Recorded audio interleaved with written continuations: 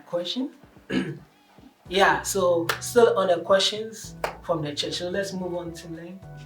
Is it good to accept a proposal from someone who says he has a crush on you? Is it good to accept a proposal from someone who says he has what? A crush on you? If the person has said he has a crush on you, that relationship has already been manipulated already. Why? Because those feelings you didn't develop, or those feelings didn't develop inside you for that person. It's as if the person has feelings for you, so then you also have to now start having feelings for the person.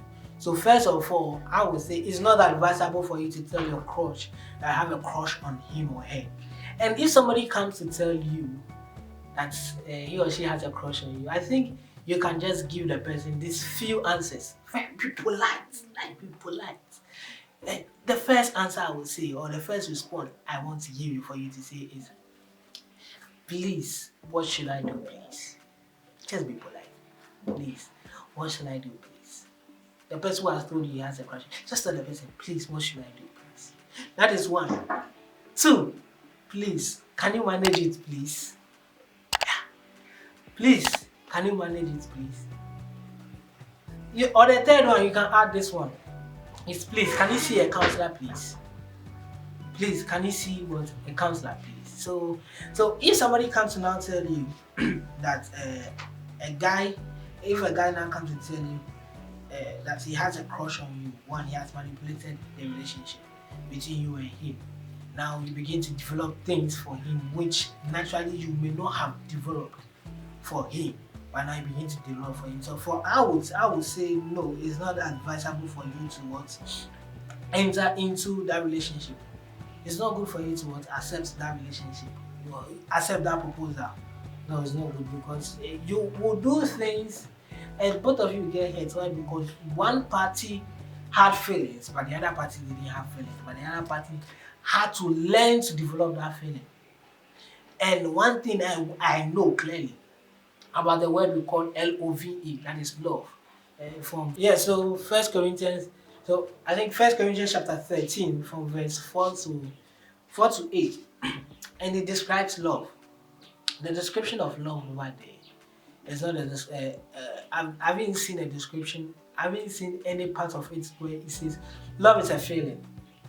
Love is a feeling. No, love is not a feeling. Love is a decision, and you have to decide.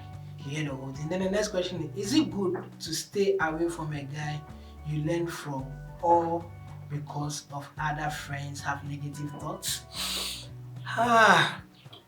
First of all, I will say, I'll come from this point. First of all, I'm going to say that you can't point to a building if you are inside that building. You can only point to the building when you are outside that building. You get the whole thing. So, because you are in a relationship with this guy, not a relationship as a boyfriend, but a learning relationship with this guy, you will not know what is happening outside, or you don't know how you really interact with the person, or how you really compose yourself with the person. It's only those outside that can tell you what is happening.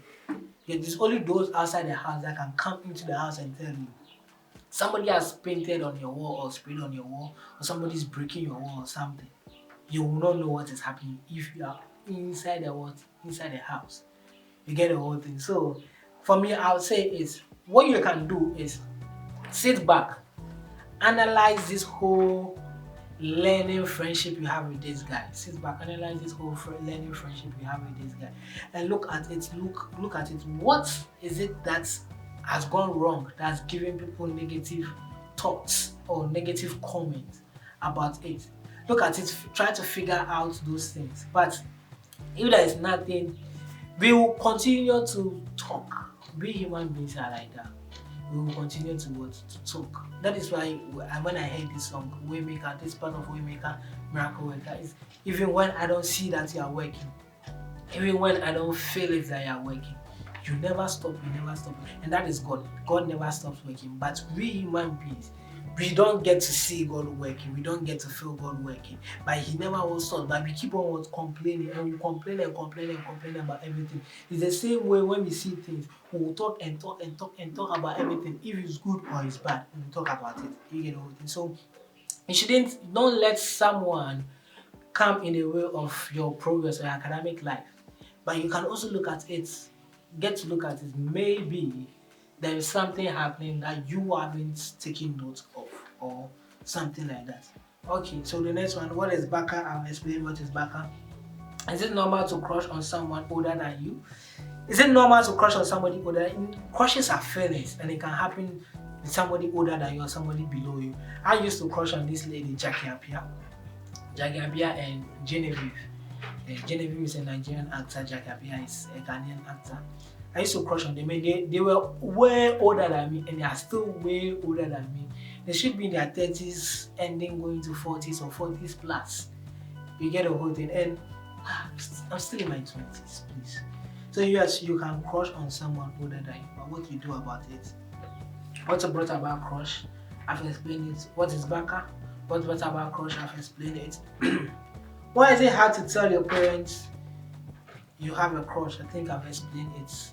Okay, I haven't really said it in this way. Why is it hard to tell your parents you have a crush? It will be hard to tell your parents you have a crush. One, maybe because your parents don't have a personal relationship with you. Your parents don't have a personal relationship with you. They just know you, or they just know you as from school to the house. Have you eaten? Are your books all ready? When are you going back to school? Do you need money? Maybe that is the level in which your parents know you. Some of our parents work. And it's good. They want to provide money, they want to make us feel comfortable, it's good. But we are also not only looking for only that. Let me just talk for our side, and I'll come to parents' side. You get the whole thing. So your parents may not have time, may also not be willing to relate to it. They may think it's useless, like it's not important. You get the whole thing. So that is why your parents will think, that's why you may find it hard to talk to your parents. But among your parents, there is one of them that you can easily, no matter how hard they are, there's one that you know the soft spots, you know how to punch the keys, that you can work around. You get all this, so you can try that one. But to parents, I know. Now parents, I know what they are saying. We are growing. You will give birth very soon. Yeah, I know I'm growing. I'll give birth, but I'm also learning. I'm learning from you. I'm also learning from my generation. I'm also learning from the younger generation. And I know I'm going to be me. I hope and I pray and I know with God I'm going to be way better. Yeah. But to parents, please, we don't want you to spend the whole 24 hours with us. No, that's not what we are looking out for. We are looking out for a time you can spend with us. If it's even 30 minutes, let that 30 minutes be a quality time. If we are not quantity, don't look for quantity, look for quality with us. Quality in the sense that when we begin to talk about honest things. No, have you eaten? No. We can start talking based on something that we both of us find it common to talk about. Then you enter it into my life. 30 minutes, you spend 30 minutes today, tomorrow, when you are spending, you pick up from where you left off, where we were talking about. So if I was talking to you about my crush yesterday and you had to go to work, tomorrow when you come or today you are in, we can continue from there, not go back. You get the whole thing. So let that 30 minutes be quality. Let that 1 hour be quality. Spend time with us. We want you to come to our level where we can communicate with you, where we can have fun with you. Sorry, don't be rigid to us, please. Please don't be rigid to us. Oh, man. We move. When a guy asks you for your number, does it mean he has a crush on you? When a guy asks when a guy asks you for your number, you're laughing, does it mean he has a crush on you? To me, 90%. To you, 90%? Yes. Okay. That is to Tim Lane. 90% of the time she thinks the guy has a crush on him. But I would say no, not necessarily. Maybe it's there, but there are people who just want to build network, wants to build friendship. Me, I like to build friendship. I take contact. Most of you that have met me, when I'm taking your contact, I take your full name. Quite strange. Take your birthday. Who does that? Take your email address. Wait, is this guy serious? But that is what I do. I just want to just build what? Contact. I just want to build what they call new friends. I just want to make new friends. I like making new friends. I like meeting new people. Just to make a new friend. So it may not necessarily be that yes, the guy is crushing on you. But when a person begins to talk to you, you can also tell where the conversation is going. When you realize the conversation is going in a very awkward way, you can just block the person. Yeah, you can just block the person. How do you avoid someone you have a crush on? How do you avoid someone you have a crush on? I think I've spoken about the management skills. Yeah, so allow time to avoid. So you avoid. Yeah, I think it's just cut communication. Just block the person. Block the person through all channels of what communication. Humanize the person too. So you can go and check the subsequent videos, the previous videos I've done. We have taken our time to do all those things. But in case you didn't see what you are looking for, just let me know. I'll hit you back by taking my time to do that. If someone was a sinner and later repents, will the person still go to heaven? If someone was a sinner and later repents, will the person go to heaven? Hell. Sorry, will the person go to hell? I think John 3:16, what does it say? What does John 3:16 say? For God so loved the world that he gave us his only begotten Son, that whosoever believes in him shall not perish but have everlasting life. Okay, so that is the only condition. Whosoever believes in him shall not perish but will have what? An everlasting life. And in that everlasting life, when you continue to read the Bible, even talks that even in heaven there will be gnashing of teeth. So there are people who in heaven they will have gnashing of teeth. There are people in heaven they will be at the gate of heaven. Other things. So it depends on where you want to go. Yes, you believe in Christ. You have made it to that eternal life of enjoyment. But now, even it's so clear at the cross, somebody gave their life to Christ at the cross. And what did Jesus say? It's your assignment to go and check it out. It's your assignment to go and check it out. If you have a crush on someone for a very long time, will it turn into love? If you have a crush on someone for a very long time, will it turn into love? I don't know what to say. It may turn into love, it may not turn into love. The reason why I'm saying it may not turn is because I had a crush on someone for close to 3 years and it didn't graduate into love. I just crushed on the person because of the person's personality.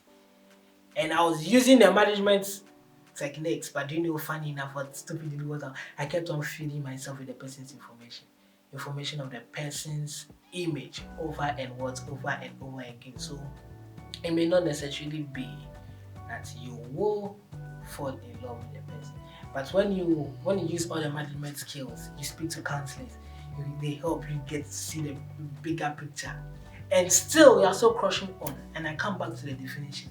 It's a tool for us to take what love decision guided by what wisdom.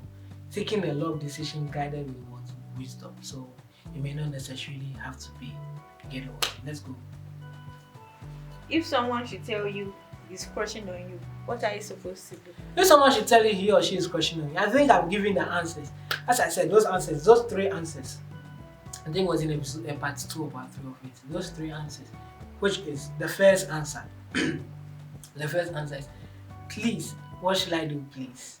Yeah, please, what should I do, please? The second one, you can tell the person, please, can you manage it, please? Be polite. Add the word please to it. It's like, add it, please, please. That 6-letter word is very powerful, please. Add the word please to it. So please, can you manage it, please? Or the third one is, please, can you speak to a counselor, please? Or can you speak to my pastor, please? My pastor can help you. Or can you go and look for Teens Aloud and speak to Teens Aloud, please? Teens Aloud will be glad to help the person. You get the whole thing. Great. Is dating bad? If yes, then how do you cause the feelings? Or how do we control the feelings? Dating is not bad. I don't have techniques for us to catch feelings. I don't have techniques. That I don't know, maybe scientists do have techniques, but me, I don't know. There are no techniques also in the Bible for us to catch feelings. No. There are no techniques in the Bible. Actually, God wants us to yearn for Him. So He gave us that feelings for us to look for Him, feel for Him, yearn for Him, desire Him more. That is why He gave us that feelings. He has a purpose for each and every one of us. And one of the purposes for us to yearn for Him, desire Him more. That is why He gave us. So crushes are not bad. As I said earlier, they're not bad. But those feelings, I don't know how I can tell you to use the management tools. You'll be all good. You'll be okay. Use the management tools. You'll be okay. You'll be good. All right. What do you do when the person you have a crush on hates you or dislikes you? What do you do when the person you have a crush on hates you or what dislikes you? You move on in life. I'm not sure that's the answer you're looking for. You move on in life. You move on. Just move on. I'm not sure that's the answer you're looking for. But what do you do? I think it just makes it more easier for you to manage yourself, manage your crush, because you know this person dislikes you or hates you. So there's nothing that can happen between the two of you. You get it? So it makes it more easier for you to just destroy it or just look for a way to just cut it off. So I hope I have been of great help to you guys. I've answered each and every question. In case you still have more questions, you can just drop a comment or just send those questions to our WhatsApp line you see on your screen, or just send us an email. Just send us an email. We'll be glad to reply and answer. In case you also want to invite things around to your church, feel free. Hit us up through our email or just contact us on the number on your screen, and we will be glad to visit you guys and have a nice time with you guys in your church. You can also support Tinsela Foundation in your any little way you can. Just seek God's counsel and see how you can support us financially. And you can drop it through our bank account on the screen. Or you can also support us to get a safe haven for teenagers and youth.